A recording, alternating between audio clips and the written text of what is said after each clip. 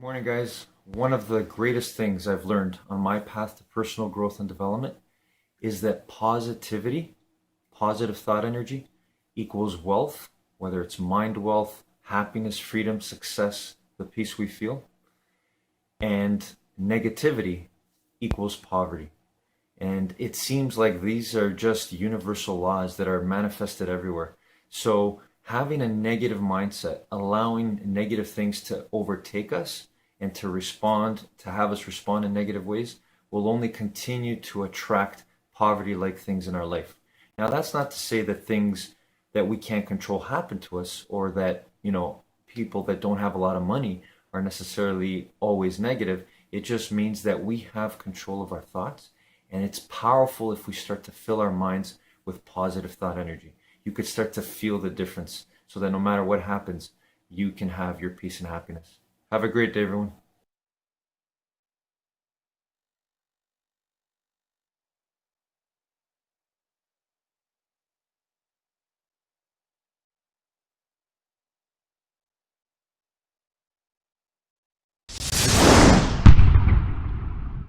I was a maybe 24, 25-year-old man, and I was a member of Kiwanis.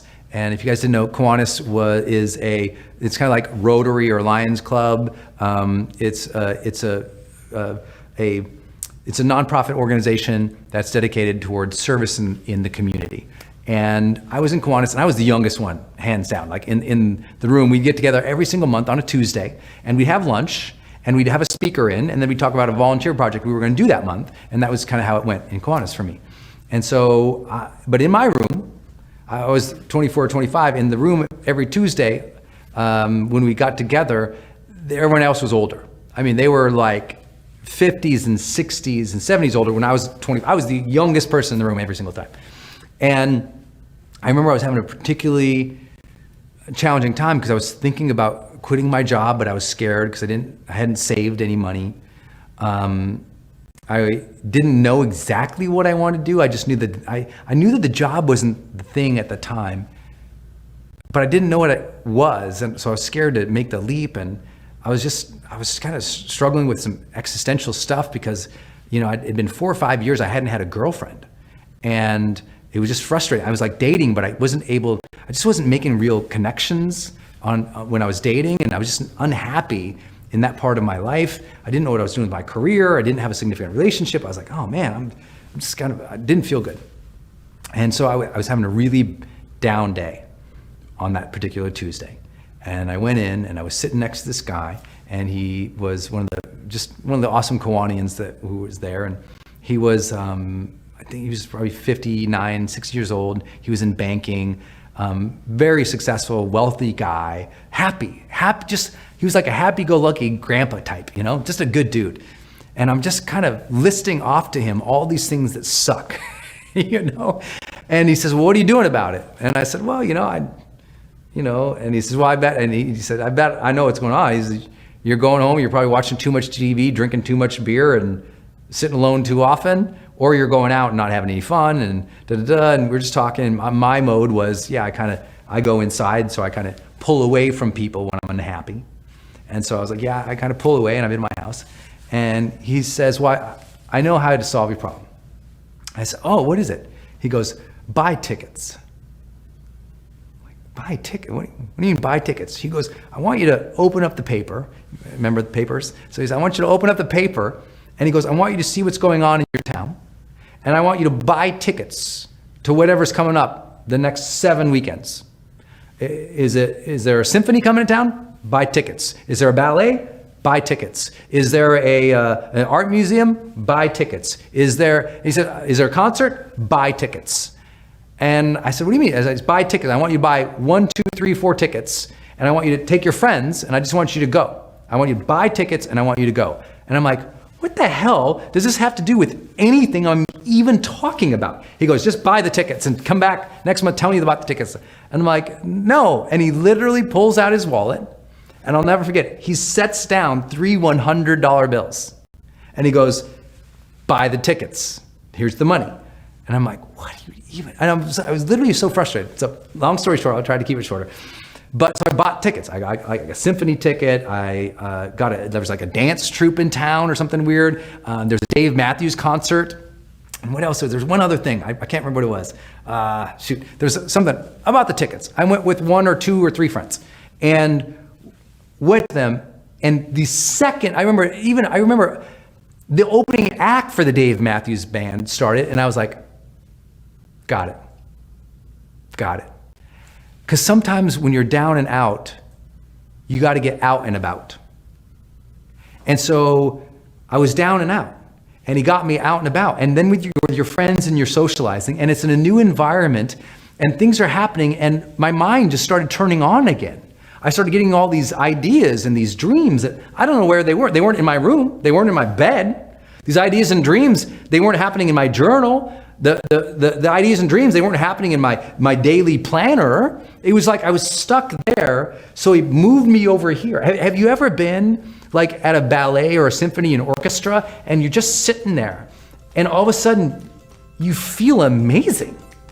Like the music hits you, this idea comes in, and you walk out and you feel amazing. Have you ever gone to a Broadway show? You went in and you were frustrated and freaked out because all the horrible New York traffic, and all of a sudden you laugh your ass off and you leave the Broadway show and you feel like $1 million. And now no problem is gonna slow you down. That's buy tickets. Buy tickets to the seminar, buy tickets to the event, buy tickets to the art museum, the ballet, buy tickets. And I mean, if you're down and out and your life sucks right now, go buy tickets for the next 4 weeks. And I promise you're gonna be like, damn, buy tickets. That changed my life. Changed my life too. And I've learned ever since then, like if I'm down and out, it's like, buy tickets. Your environment creates your energy. When you are at home and you are down and you are out and you just stay home and you never get any fresh air and you never get people around you to push you and make you feel like things are possible, then you stay stuck. And when you get outside or when you go to an event and when you meet people, even if you're not there to learn, even if you haven't picked up anything at that event, just the fact that you got out and you met people and you changed your environment and you got some sunshine can make a world of difference. It is incredibly difficult to be an entrepreneur. It's hard. It's hard not just in that you're not seeing results at the beginning and you're trying to figure out how to make money, but it's also hard that you're by yourself, and you doubt yourself and you have insecurities and fears and you don't know if it's going to work out or not. It's really hard. And so when you're stuck doing everything on your own, and then the fears and the doubts and insecurities creep in when you're by yourself at home, that's the path down to the scary land. That's the path down to anxiety and stress and depression. And it's why, a big reason why we stay stuck and why we start and stop and start and stop and start and stop and can't stay consistent. Have you ever been on that entrepreneur roller coaster where you're motivated and excited and things are great one day and the next day you wake up and it's kind of not so great anymore? Has that happened to you? That happened to me a lot, that's for sure, in the early days. I mean, I quit on my business partner because I wasn't getting results and I just felt like a loser, felt like a total idiot because nothing was working out. It's the worst day of my life. It wasn't that I didn't have the heart or the ambition to do great things or didn't believe in the company. It's just, it wasn't working out. Nothing was working out. And I felt terrible about it. And a big reason why is because I was alone. I was by myself, I was alone. I didn't tell my friends. I mean, I guess I had a business partner, but I felt bad talking about it with him. And I stayed stuck. And so it took me a bunch of years to figure out these things that I'm about to share with you today about some hacks that I've used to help me maintain the momentum. So let's dive in. The first is every morning I go for a Believe Walk. And the Believe Walk is just me going outside. And sun or rain or snow here in Canada, I go for a Believe Walk. And on that walk, it's just a way to start my day. Because no matter how great a day I might have today, tomorrow I wake up and it's another day. Even today was rough. I only slept 2.5 hours or something last night. So it's a very non-typical day. Energy not where it needs to be or usually is in the morning. And so first thing, let's get up and give us a little bit of grace. It may not be as great a day as we usually do, but I'm gonna go for my Believe Walk. And just getting outside, just getting some fresh air on my face, just having some sun with me, just not being in my home, already starts to lighten the mood, already starts to give me more energy. And so every day I go for a Believe Walk. Unless I am just completely incapacitated, I wake up, get some sun on my face, wherever I am, and get my Believe Walk and just think about what's the kind of day I want to have. What's my intention for the day and try to set that up. 2, try to go to events. And to the idea of, buy tickets to things. It could be things that you don't care about, but it could also be things that you actually, you're going to be around some people. And every time I go away to an event, this is why, the pandemic has been hard because you've just been sitting inside. But every time that I get to go away to some kind of event, whether I learn something there or not from the speakers or the people there, I always come back with renewed energy, with renewed excitement, with renewed ideas. Even if you just I remember going on vacations. You go on a vacation and you sit on the beach. And I hate the beach. I hate sitting there on the beach. I'll go and sit on the beach for one day and then all of a sudden get bored of sitting on the beach. I want to do something. And so I'm then instantly pulling out my notebook and coming up with ideas or reading books. And you come away refreshed, even though the goal wasn't necessarily business, but you get new ideas for your business when you get out of your routine. The routine is great, but when you feel like you're stuck, then adding a little bit of variety to it can really help. This is the balance that we have to do as entrepreneurs. We love variety, we love new, we love trying all sorts of new things, but if we don't stay consistent on something, we'll never accomplish our goals. But if all we do is do the same thing constantly and we stay consistent on doing the same thing, we end up getting bored and hating our business, and now we just bought ourselves a job. So it's that constant balance where if you haven't had any variety for a while, you need to add more variety in. And if you haven't had consistency for a while, you need to add more consistency. This ebb and flow, that's part of being an entrepreneur that I think you need to build in. So just scheduling time. So you have your Believe Walks, at least I do, every morning to set me up for the day. And then scheduling time to be able to go off and just not be at home. Whether it's a conference or an event, a vacation, just something to refresh my mind. And then the third thing is just join a community.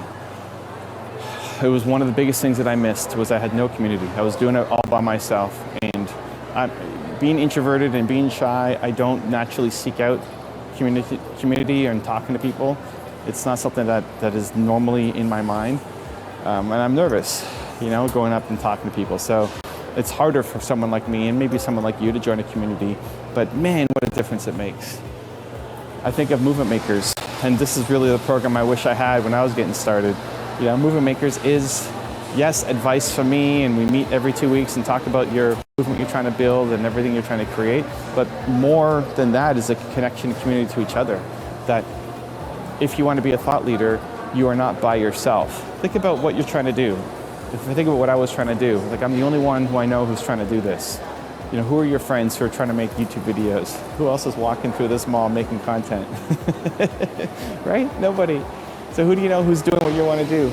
Probably nobody. And who do you know who's doing what you want to do at a high level and who's ambitious and hungry? Probably nobody, right? Like you are probably the one who is the most kind, optimistic, ambitious person around you. And so when you start to get around other people who are like that as well, man, what a huge difference it makes. And so you can look at Movement Makers if you want to be a thought leader, but just in general, find a community. Find a community of people who are doing the thing that you are trying to do, even if they haven't done it yet, but they're ambitious and they're hungry and they're trying to do it. It could change your life. Starting a business is really hard, and you know this. If you're watching this video, you made it this far, you know it's hard. The environment that you're around is only partially supporting you. And when you can shake it up, when you can get outside and go for walks, get some sun on your face, when you can get out of your home and go to events and just be around other people who are doing things, and when you can join a community of people who are trying to do something similar to what you're doing, it can make all the difference in the world. You've got a great idea. You're doing it for the right reason. You've got a noble cause. And if you feel like you have those energy dips where one day you're on top of the world and it's all exciting, and then the next day you kind of wake up and you're in a rut. If that rut continues on, you know, for days or weeks, it's a sign not that you're on that this isn't right for you. It's just a sign that you need to add a little more variety and remind yourself of who you are. Also, to make sure you're actually taking action after watching this video, I've designed a special free worksheet just for this video. The worksheet will highlight all of the lessons learned in this video, as well as pull out our 3 favorite learnings and quotes that will inspire you to actually do something. The worksheet will also give you space to write down what your key takeaways are and your specific plan of action to make sure you're getting results. If you want the worksheet designed specifically for this video, absolutely for free, there's a link in the description below. Go click on it and start building the momentum in your life and your business. I'll see you there.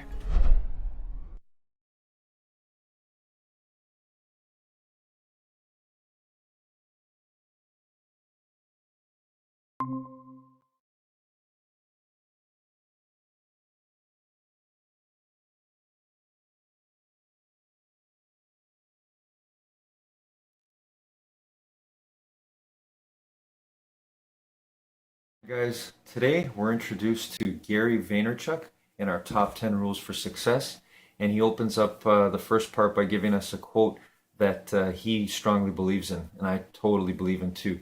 And it is that the idea that ideas are great, we all have ideas, but execution, making those ideas come to life, is the real name of the game. So we have to focus on executing, meaning doing, mean putting into action, meaning putting things first that are important in our life. So if we have a great idea, it won't mean anything unless we actually start to make the physical steps, the choices, the decisions that will put us on that path. So it's a critical one we have to remember. And we just start one thing at a time, just one decision at a time, one action at a time. And I would say the most important thing is to develop ourselves. Execute developing your greater self. Have a great day, everyone.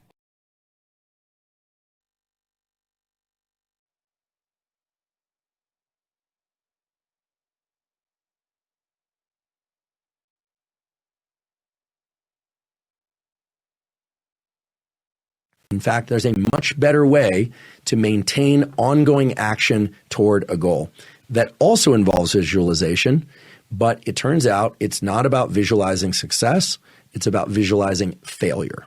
The Balcetis Lab and other labs have looked at whether or not people make progress toward goals of different types whether or not they're thinking about the goal, they're thinking about that goal line and what they want to achieve, that long-term goal and all the wonderful things associated with it, or whether or not they're thinking about all the ways in which they could fail en route to that goal, right? This is not typically what we are encouraged to do. Typically, we are told, don't imagine failure, push failure out of your mind, only focus on success, fake it till you make it, or it's a phrase that I absolutely hate, frankly, because it's not even clear what that means, and it's not even clear what the ethical form of that is. I think it means continue despite any anxiety or fear that things won't work out. But if you look at the literature, the scientific literature, what the Balcetis lab and other labs have shown is that there's a near doubling in the probability of reaching one's goal if you focus routinely on foreshadowing failure. You think about the ways in which things could fail if you take action A or you take action B, and instead, therefore, you take action C. You're supposed to think about how things could fail if you don't get up and run each morning if your goal is, say, a fitness goal. So let's use that as an example, because even though I realize people are in pursuit of many things, not just fitness goals and physical goals are a very concrete thing that we can all get on the same page about because they're related to actions. Let's say somebody sets a goal of running 5 miles 4 times a week minimum and as many as 7 4 times a week minimum before 8 a.m. Okay, in a previous podcast on habits, I talked about the benefits of not necessarily setting specific times that one will do things, but setting time blocks that one will do things. So you say before 8 a.m., you're going to run 5 miles, and that's going to happen up to 7 days a week. Okay.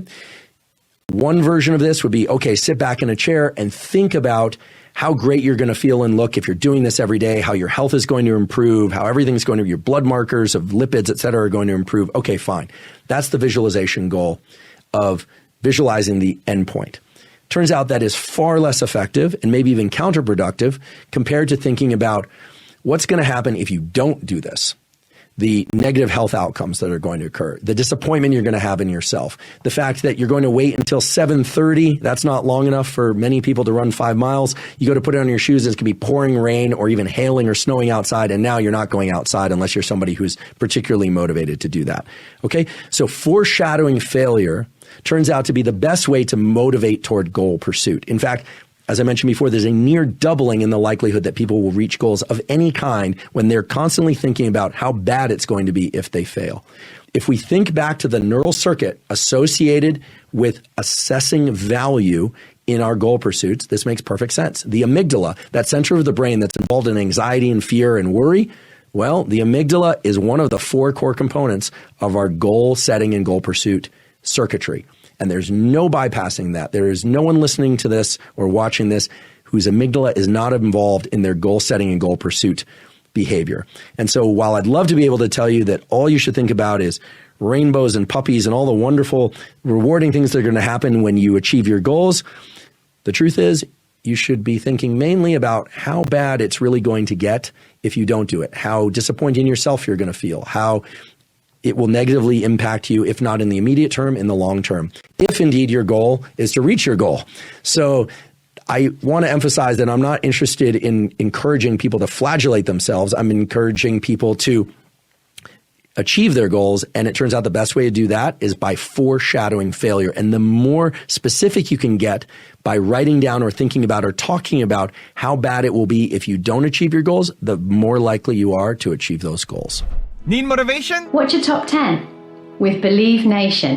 Hey, it's Evan Carmichael, and I make these videos because you are probably the most ambitious person in your circle, but you know you're capable of more. And you get that push by surrounding yourself with the best. So today, let's learn from one of the best, Dr. Andrew Huberman, and my take on his top 10 rules of success. Enjoy.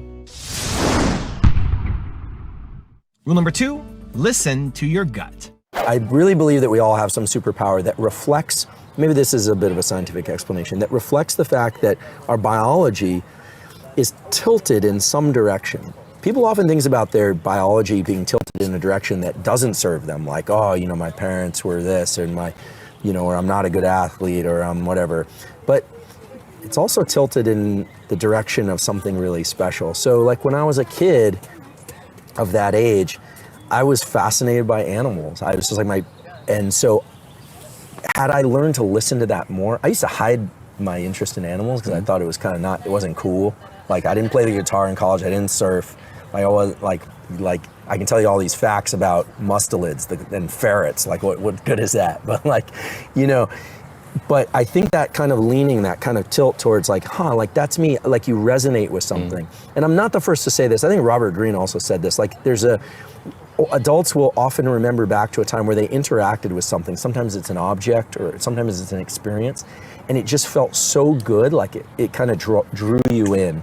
I would tell your young listeners and viewers to really pay attention to that. It can seem almost trivial, like it's rarely about the thing you're looking at or the thing you're doing, but sometimes it's the sensation of running. Sometimes it's the sensation of seeing something or hearing something, because there's a hint there, and it's not really about what you're looking at or you're doing. It's that feeling. Like that feeling is your compass. Like that's your true north, because that's the feeling you want to get to find, you know, the mate for your life, the partner for your life, the career track. And over time, you're going to pivot, right? I mean, you're not going to get it on the first try. My story of science started there. It told me right there. I felt it in that conversation with my dad, and then my compass was all over the place and spinning, and eventually it's come back. I found it, but get in touch with that feeling. And if this seems at all abstract, I would do it as an experiment.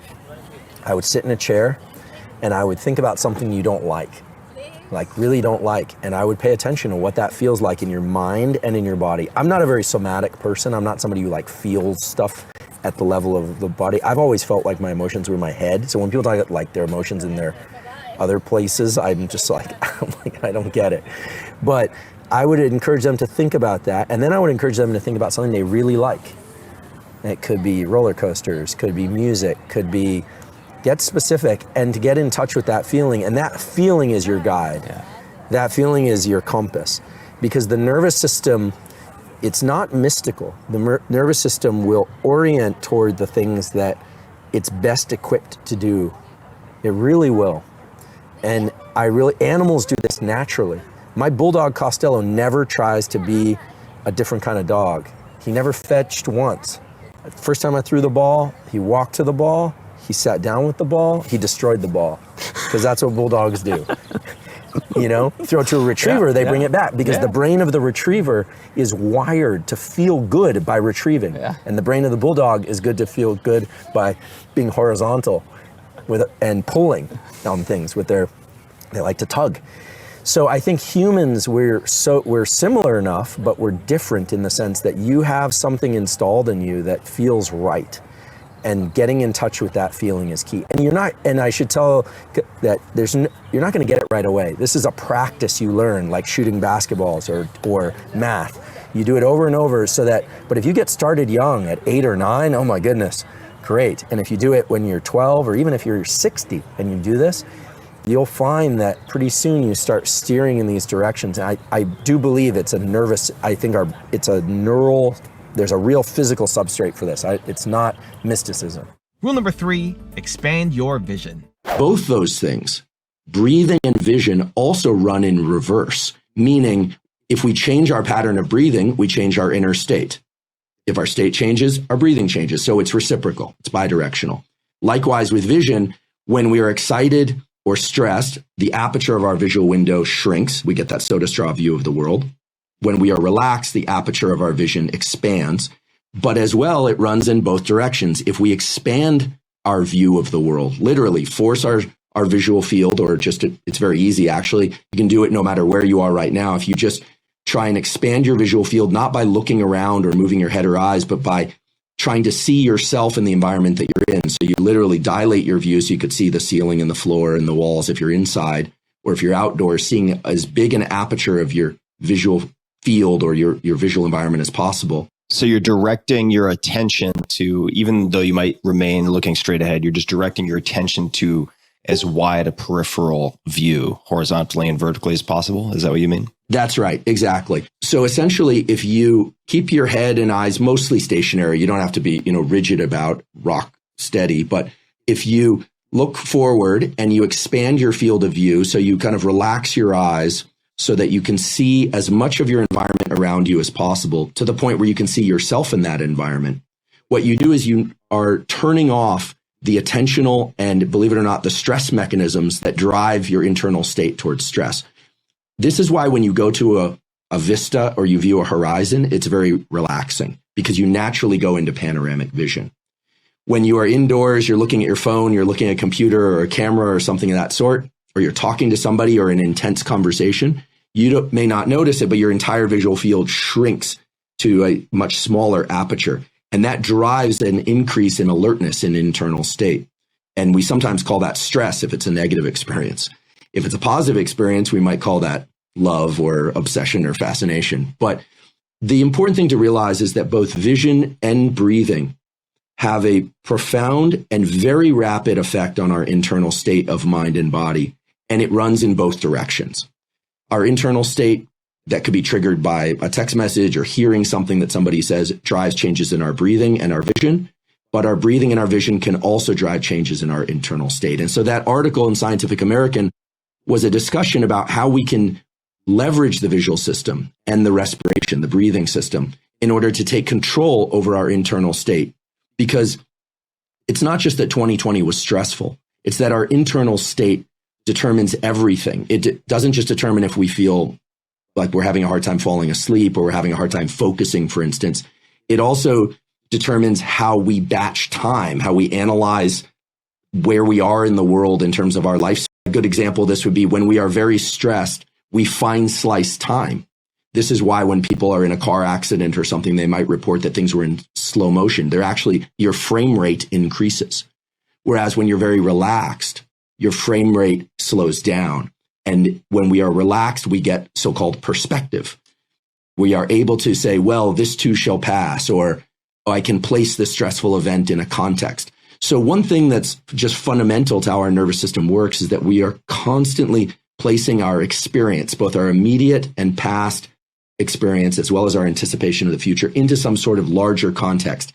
And our visual system, literally how we are viewing the world at that moment, dictates how we create perspective in terms of states of mind. Sounds a little bit abstract, but it's actually, it boils right down to optics of the eye and very concrete things like how you move your eyes and how you view the world. Rule number 4, control your dopamine. How do you get motivated? Well, one way to do that is if you are good at subjectively attaching dopamine to the pursuit, just knowing, okay, I really am hungry for this.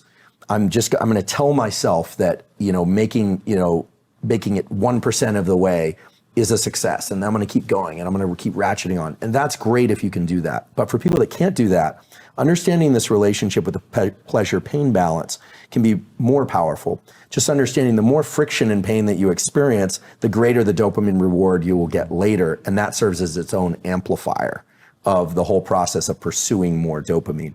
And then the other aspect of it is that anytime that we're leaning into action, it has the possibility of being an amplifying process or a depleting process.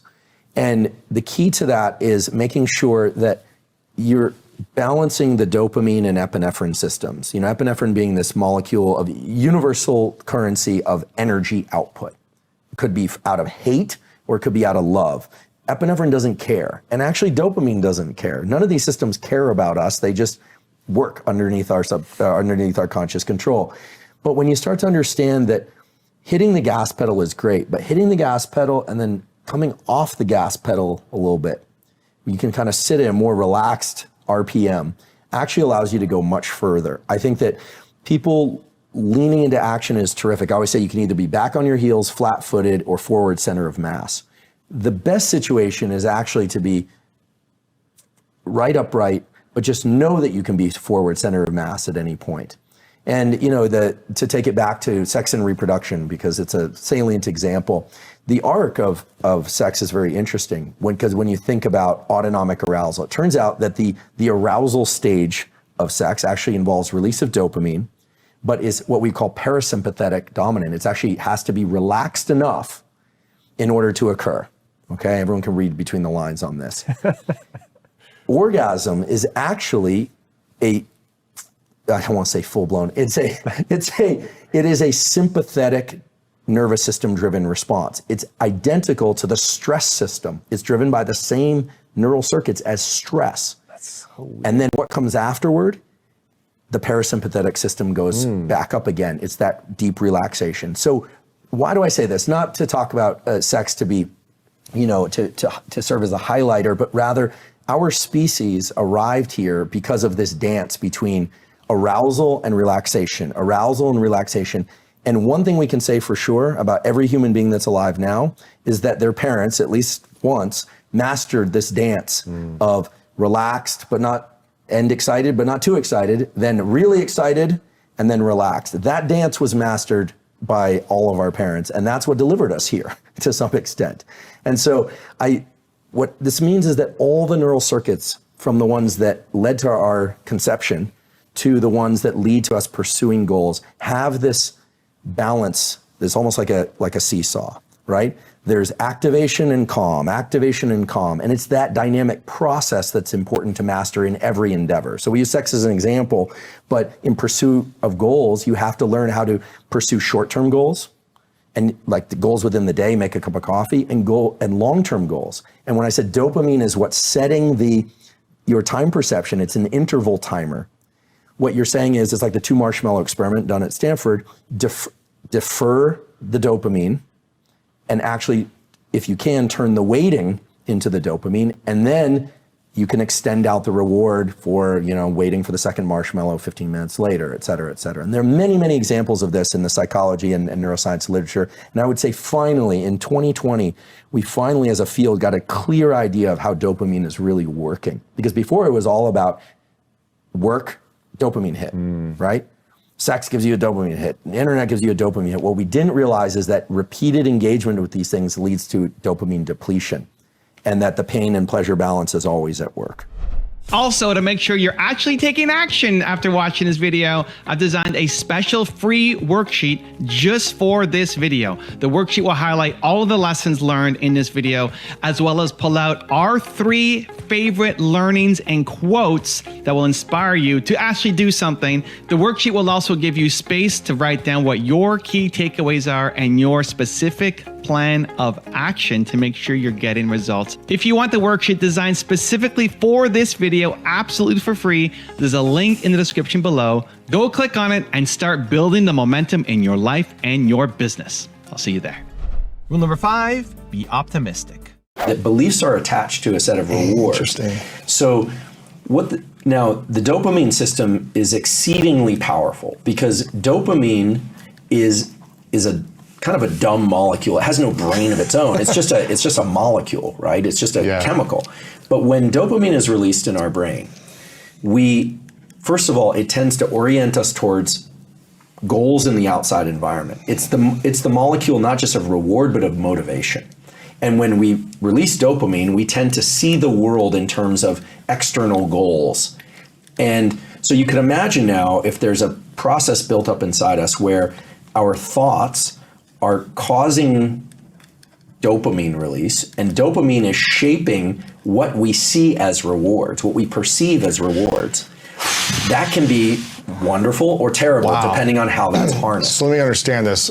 When we have dopamine triggered in our body, because it's attached to some type of belief, we're going to continue to say, this feels good. That's right. So let me keep thinking this way. And viewing the world this way. In this way, because it's going to keep making me feel good. That's right. Physically. That's right. Wow. Even if it's fact or not fact, scientifically true or not true. Or harmful to other people or harmful to yourself. If it makes you feel good, you might stick to that belief. That's right. So a good example with dopamine is, with anytime thinking about science and neuroscience in particular, thinking at the extremes can be kind of useful. So people who are very depressed, who see no possibility in the world, if you talk to a depressed person, every response they give is going to be, but it's not going to work out. It doesn't work for me. They are absolutely certain that things are going to turn out bad. And there's a benefit for having that belief, and right? they're entrenched in it. They may actually be rewarding that somewhat, although typically depressed states have very low dopamine. At the opposite extreme is mania. When people are in a manic phase, dopamine is very high, we know this, and they see possibility everywhere, and there's certain things are going to work out. They will spend money they don't have. They'll create relationships they don't have time and energy for. They will overdo everything. And so somewhere in the middle is this healthy range where where we realize that how we view the world is shaping the release of these chemicals. And I do believe this happens when we have positive thoughts. We get a lift. If we can get a lift from our positive thoughts, and then dopamine itself puts us in relationship with the outside world such that we view the outside world as having more possibility, that is going to put us into forward momentum. There are a lot of studies to support that. When dopamine is low, we tend to see very little possibility in the world. So a positive thought triggers forward movement, potentially. Yes. Yeah. So positive thinking, which a lot of people will say, well, that's just positive thinking, it doesn't work. Some people say, well, be positive, think positive. Others say, well, it doesn't work. Well, with science, I'm hearing you say it gives you a little bit of a lift. Absolutely. The key with positive thinking is that it has to be honest.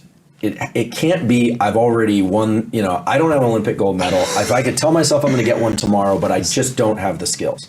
So that's not going to release dopamine in my system. How do you know it's honest if you're in a depressed state and you don't believe that you are actually better off than where you're at? The key is to attach so one thing to understand is that dopamine release in the brain is always subjective. There's no experience that says, that has unique domain over dopamine release, that will only allow dopamine release. So if it's very subjective. So if I say to myself, I'm going to get into the process of doing something. We have a new year coming up, so there's going to be a lot of resolutions soon. It's not if you attach the dopamine release to the process of effort or goal setting itself, you'll have more energy to be in effort. And then if you can attach dopamine release to the belief that you're at least heading in the right direction, you'll have more energy to keep going in the right direction. People make the mistake of thinking that the positive thought process should be attached to the finish line. It's not about thinking you've already won. It's not about being delusional. It's about thinking that your training is going to take you to the finish line. And so it's about moving that mental horizon in more closely, and then triggering some sort of positive internal representation of what you're doing, meaning thinking positive. And people, this is usually where I get stopped and people say, wait, but it sounds so subjective. Tell me exactly how to do it. But here's the key point. It's supposed to be subjective. This for you, right? For everyone needs to figure out what allows them to continue to be in forward momentum, what allows them to constrain the world of possibilities and to go after goals, and how often to self-reward. But the key is the self-word, because if you start only pursuing external rewards, that's when you are no longer in control of your dopamine system. Because you're reliant on actually something physically happening in the physical world, not internal. That's reward. right. And let's be really, really honest and burst the bubble that I feel like should have been burst a long time ago, which is, yes, everybody, including me, it is possible that you can do everything and still fail. No one wants to say that. But the way that you ensure against that is to attach reward to the effort process. Because the dopamine molecule creates a sense of certainty, and you're not trying to create certainty about the final outcome. You're trying to create certainty only about the next outcome that's en route to the final outcome. The next action outcome. So you want to think about milestones. Yes. And so people set out with, I'm gonna write the great American novel, or I'm going to get the IPO. And of course, that's an important, you need to have a sense of what the finish line would actually look like. But the more that one can attach this subjective release of dopamine process to the intermediate steps through positive thinking and action, the higher that probability goes toward, in science we say there's a probability of 0 to 1.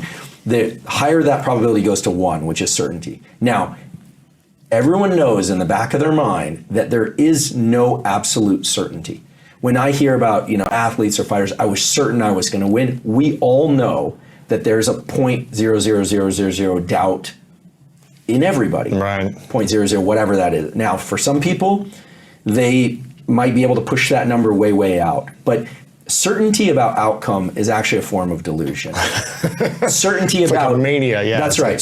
That's right. You see this in mania, and that's why people start engaging in behaviors that aren't fixated good. on like Right. this is going to happen. That's right. The silver lining in this is that when you create certainty about outcomes you know you can control, you take over this neurobiological system and you create almost certainty that you will complete the process to the end goal perfectly. Rule number 6, balance pain and pleasure. Understanding that pain and pleasure are in this really dynamic balance can also help us, which in the following way. Any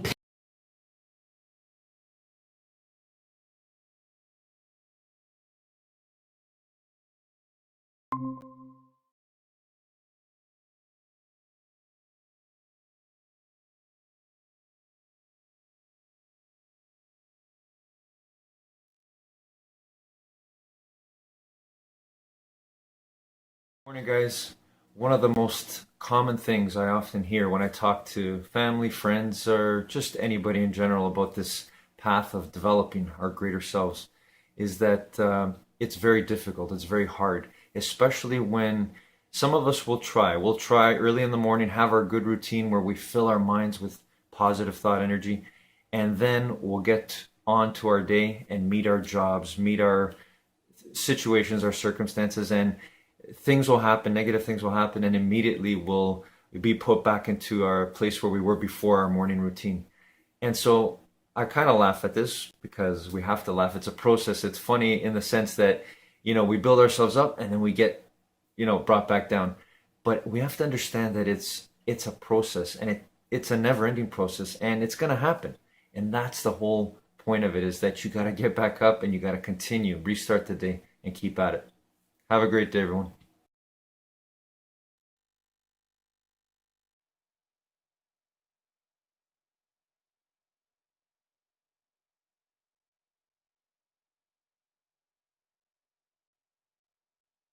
I know you all have heard the phrase, everybody makes mistakes, countless times in your life, and maybe even said it to console someone and encourage them to not dwell on a misstep. So I'm asking today, why do we let our mistakes overshadow our good decisions and accomplishments? What I know for sure is that mistakes are here to help define us. And when I started the Oprah Winfrey Network, I definitely made some mistakes, some missteps.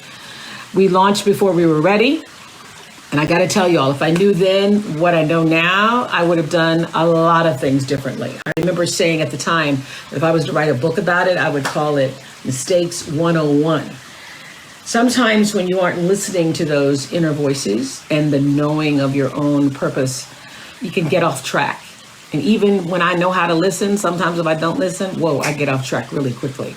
You can get in the wrong relationships, or you can do things prematurely, get yourself off track. Well, this is what I know. Every perceived mistake can be an opportunity to know better and do better. And from that perspective, there really is no such thing as failure. We may perceive it that way in the moment, but things always turn around and eventually lead you to the path that you're supposed to be on if you're paying attention. What are you here to do? What are you here to fulfill? What are you here to offer? Maybe it's friendship, companionship, leadership.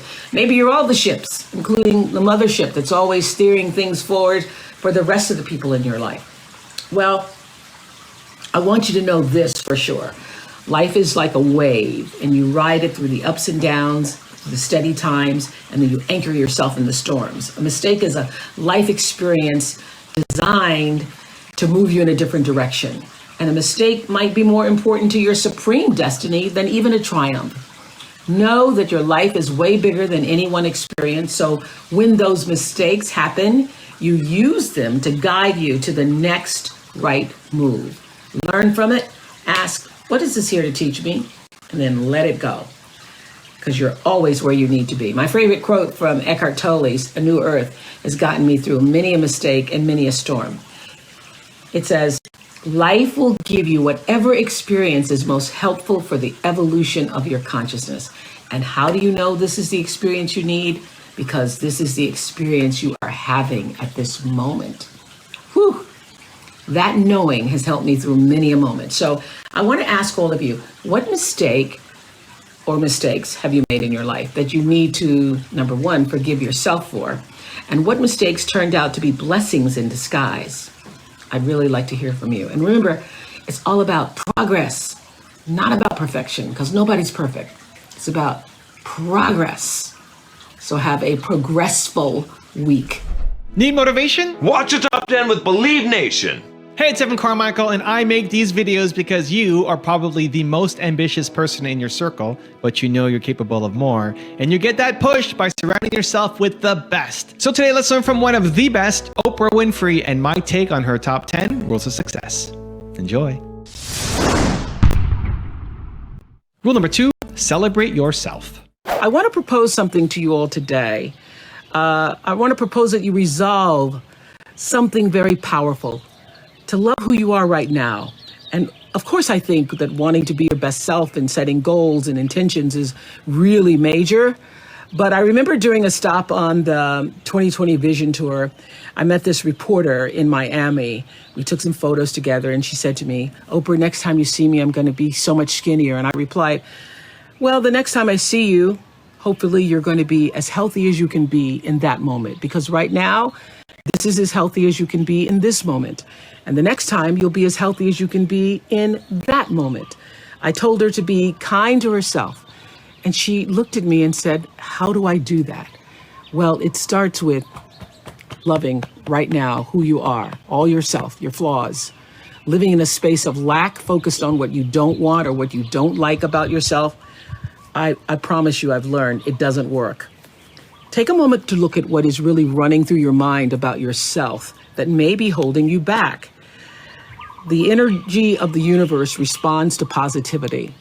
And so if you're telling yourself you're not slim enough, you're not good enough, when that negative chatter starts in your head, stops, lean away from it. When you let those thoughts of not being enough seep in, you can't really act out the best of yourself. So your actions must be in alignment with all the goodness and strengths that you know to be true about yourself. So this week, I'm inviting you to put on your happy sweater, wherever it is, or whatever that is for you. Quiet all the negative self-talk and allow your confidence, your sense of knowing that better days are ahead to be at the forefront of your thinking. Tomorrow is never promised, so let's accept and then let's celebrate ourselves just where we are right now. Thank you. Thank you for where I am and who I am right now. Let that be the blessing and intention for ourselves this week. Rule number 3, be fully present. Years ago, during a crisis at my school, I flew on the weekend from Chicago to South Africa. That's 8,000 miles. I turned around on a Sunday night, came back to Chicago, taped 2 shows a day, Tuesday, Wednesday, Thursday, then flew back to South Africa again. I don't have to tell you how exhausted I was. And I will tell you this, the only thing that kept me sane and somewhat intact was being able to stay fully present, not stray from the moment that was right in front of me. Being able to do that in a crisis kept me focused, kept me centered, and really more alert for the myriad of challenges that were ahead. It also permanently seared in my consciousness the power of staying present. Because I believe that when you're fully present, that's when you're actually fully alive. You're clearer, you're more calm, you're not distracted and able to experience all the nuance and wonder of a life more awakened. So when we can just tune into what's just in front of us, life becomes simpler and less crowded with the to-dos, the what-ifs, and the why-nots. And when you need to focus on what to do or what to do next, the focus is just that. So deeper human connection comes from that way of operating in the world. And the now becomes your everything. Now, this is what I know, that it's one of the most impactful spiritual practices, knowing the power of now. Because the only moment we all have, you have, I have, is now. Past, already gone. The future, not even your next breath, guaranteed. Rule number 4, live with integrity. Living integrity means living in a way that honors your truest self. It's doing the thing that you know you're supposed to do. My friend Martha Beck says that deep down, we all know what makes us happy and how to create your best possible life. And that knowledge is actually coded into your very nature. But I also know how challenging it can be to listen and trust your own inner voice, especially when you feel the pressures of what everybody else thinks you're supposed to be doing. You're supposed to get married. You're supposed to stay married. You're supposed to have a baby. You're supposed to have a picture-perfect home. But here's something that I'm hoping you all will realize for yourself. Sometimes it takes doing the things that people or society say you're not supposed to be doing to find out what is true for you. What are you really supposed to be doing? For example, at the very beginning of my career, some of you have heard this story, I worked as a news anchor and reporter in Baltimore. It taught me a lot about life. And during that time, I knew I wasn't being my authentic self. I didn't like doing the news. I just didn't like it. But the voice of my father, who thought he knew what I was supposed to do, and even my own voice saying, wow, this is an important job. My father was saying, don't you give up that job, girl. You're making $25,000. You're never going to make that in 1 year. So eventually, my bosses let their feelings be known. They took me off the news and put me on this local talk show called People Are Talking. And when that decision was made at first, I thought it was a demotion. But after one day on that talk show, I felt so energized and so fueled. I knew that I had come home to myself. And that's what living integrity, even in your work, feels like. So trust me when I say that only you know what that feels like for you. And with that in mind, I want us to be more in alignment with the truth for ourselves this week. Think about everything we've covered in the past several weeks. Who you're meant to be, who you are right now. What have you been waiting and wanting to do? All those insights should fuel your decisions about how you move through the world right now. Pay attention to what makes you feel lit up from the inside. Examine any moments when your head saying one thing and your spirit is saying another. That means out of alignment. Also, to make sure you're actually taking action after watching this video, I've designed a special free worksheet just for this video. The worksheet will highlight all of the lessons learned in this video, as well as pull out our 3 favorite learnings and quotes that will inspire you to actually do something. The worksheet will also give you space to write down what your key takeaways are and your specific plan of action to make sure you're getting results. If you want the worksheet designed specifically for this video, absolutely for free, there's a link in the description below. Go click on it and start building the momentum in your life and your business. I'll see you there. Rule number 5, let go of negative energy.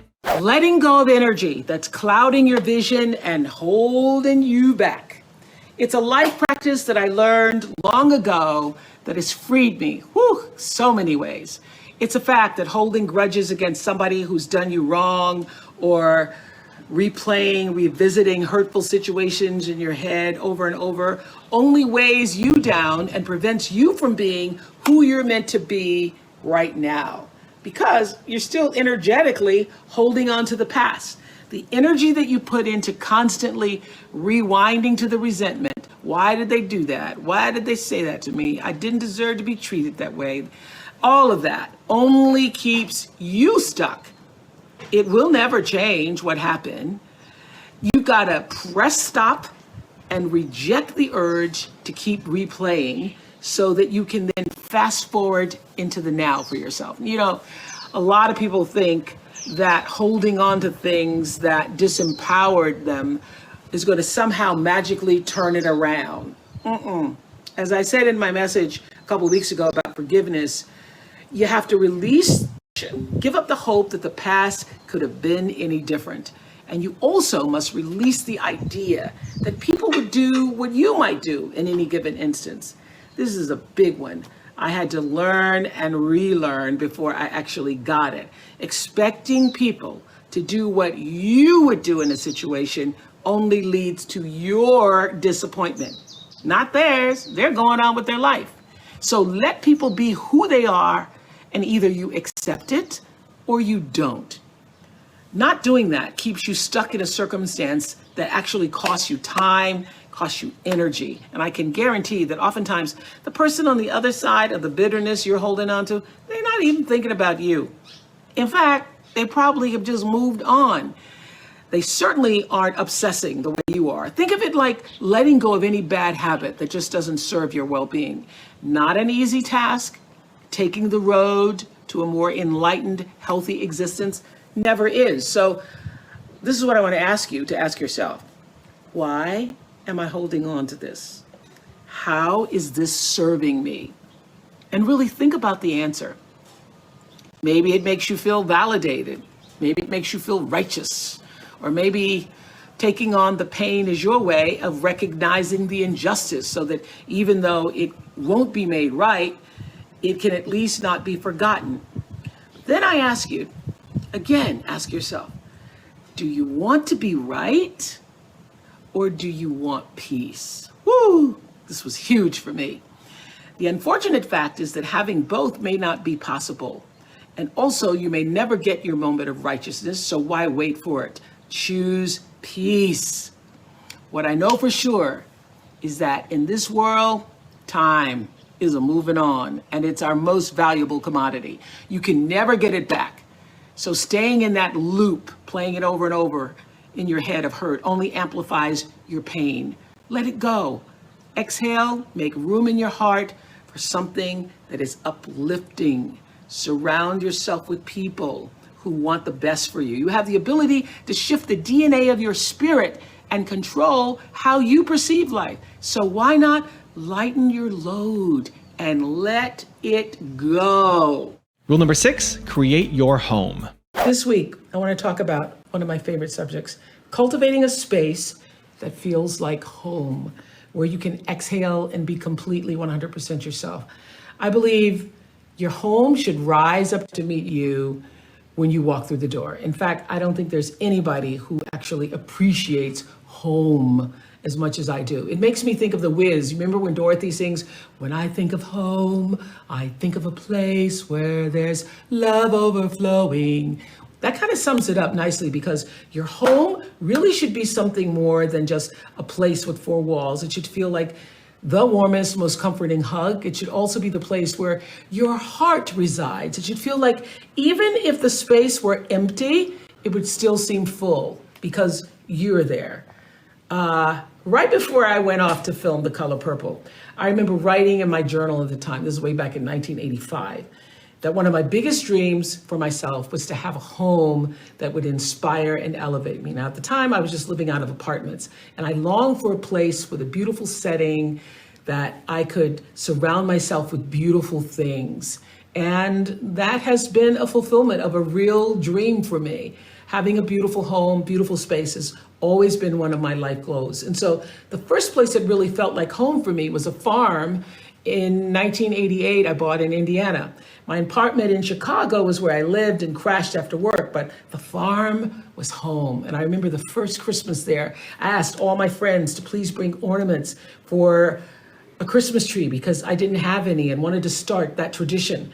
And since then, I've continued to carve out spaces for myself where I can go to be with my thoughts or relax and unwind, and that fill me with peace and joy. For example, on any given Sunday, you can find me somewhere under a comforter, relaxing in a corner. I'd like to encourage you to do the same, to channel your inner Dorothy and think about where you feel most at home. Try to finish the sentence. When I think of home, I think of a place where, fill in the blank. What about that space makes you feel at home? And if you're not feeling that, what can you add to the space you're in right now to bring you a greater sense of comfort at home? This week, think about what you can do to create that, because this is what I know. Everybody deserves to feel at home and to be home with themselves. Bring yourself some comfort in your home. Rule number 7, practice gratitude. Today, I want to talk about something that I've been saying for years is an essential element of living your best life, and that is practicing gratitude. It is my single most important life practice, I'd have to say. And I know with Thanksgiving coming, many people think about being thankful. There's lots to talk about Thanksgiving and blessings, but That's kind of like going to church on just Christmas and Easter. It counts, but it's not consistent, because for me, gratitude is something that is necessary and should be practiced every day, because making space for appreciating what you have opens you up for a happier, more fulfilled existence, I guarantee, while ensuring that those blessings just keep flowing. This is the truth. It's a law. What you focus on in your life expands. So focusing on what you're grateful for increases positive vibrations and feelings of joy. Just one good feeling builds on another good feeling and another. And if you actively appreciate all that you have in life, no matter how small it is, what you will notice is that you end up having more. And when you hone in on what you don't have, you never have enough. So being grateful, I've learned, allows us to fill in the cracks and crevices between what we desire and what we already have with positivity. So we can pave the way for grace to show up and lead to an even better life. So how do you make gratitude a habit? For me, the first thing I do in the morning is I read some sort of spiritual enlightenment that allows me to start the day with a positive frame of mind that will only help usher in even more positive energy. And for me, that is the Daily Word, which is Christian-based, or the Book of Psalms, also Christian. Mark Nepo's Book of Awakening is just spiritual, no religion, with a daily meditation. And Rumi or Mary Oliver. There's something called Bowl of Sake that I love too. It's a spiritual Sufi teachings that you can download for free into your inbox. But the greatest thing that I've ever done is having a gratitude journal. So I started one over 20 years ago. Rule number 8, stop wasting time. Let me ask you something. Does this happen to y'all? The older you get, you find it hard to believe the number you are, because you still feel like you've always felt. At the end of this week, I'm turning 68. I can't even fathom that number, because when I was much younger, 68 felt not just old, it felt ancient. And now, this is what I know, it's just a marker, how many trips you've been around the sun, because we get to determine what that number means for each of us. A good friend asked me recently, did I consider myself retired? And I say, no, I don't. Not a word in my vocabulary. Although I no longer do the show that was a mainstay of my career, I refocused my energy elsewhere, and I'm always staying open to new possibilities and opportunities, like this digital O Daily site. So I'm never closed to new ideas, producing new television dramas for OWN, traveling, speaking once COVID loosens its noose. So for me, as I approach yet another turn around the sun, I truly believe that many more delights are ahead, and I hope that you all feel the same. Barring major health setbacks, age is whatever number you choose to feel. Gail says she feels 45. I don't even have a number, because I just feel like now, the present moment, because that's all we ever have. The past is gone, the future's not promised to anybody, and when the future does show up, it's still going to be the now. So I live for, I celebrate, and consistently remind myself to stay in this moment, doing whatever this moment requires, giving it my full attention. And in this moment, I feel connected to the source of all things. I feel wise and peaceful and content. And yet, this moment allows me to see it's never too late to reach a new height that you never thought possible, or achieve a new goal. It can be as small as picking up a new hobby to add a little more joy in your day, as radical as moving across the country to pursue the life you've always wanted. Whatever you've dared to desire, I encourage you to pursue it in the hopes of starting a next chapter that is bigger and fuller than anything you've lived thus far. So just keep growing and becoming more of yourself. That's the goal. Through relationships, through challenges, through victories and setbacks, big and small, to recognize that you aren't just living out your days, you are life, expressing itself through your physical body, your personality, your emotions.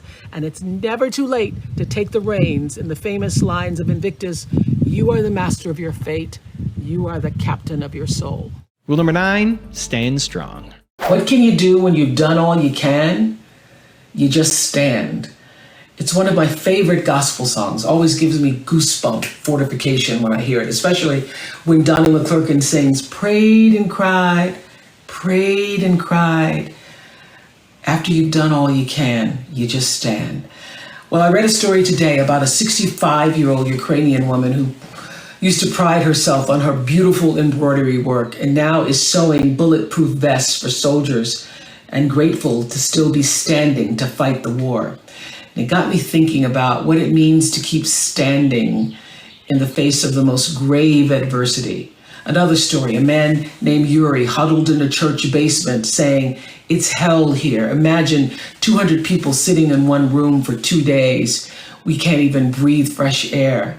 Well, I don't want to imagine it, but I know we are not supposed to turn away as the days drag on and the Ukrainian people keep standing in the face of such terror and devastation.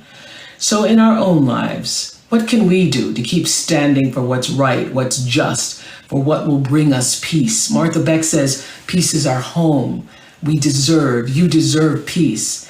What can you do this week to take a stand for peace in your own life and the lives of those that you love, and make it so? Let me know in the comments below, because I love hearing from you, and we know that what the world needs from all of us is more peace. And rule number 10, the last one before some very special bonus clips, is don't wait for life to happen. Now would be the perfect time to ask, what are you waiting for? What's the dream that you've been putting off pursuing until you have more money, or you have more courage, or you have more time?